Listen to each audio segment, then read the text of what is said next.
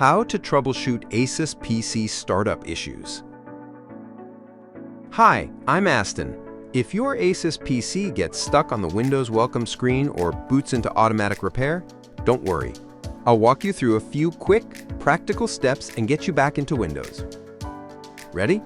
Let's start.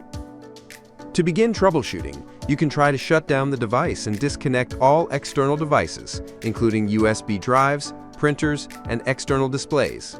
Now, restart your system.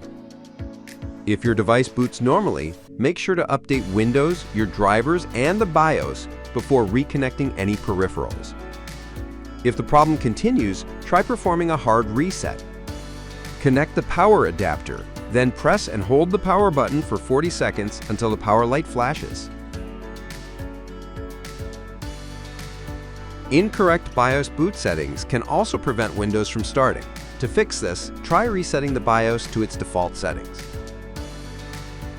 Enter the BIOS, press F9 to load default settings, then press F10 to save and exit.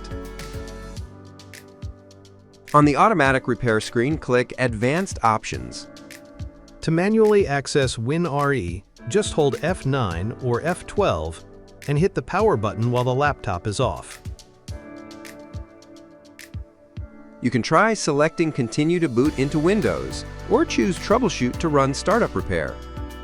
Click Troubleshoot, then under Advanced Options, select Startup Repair.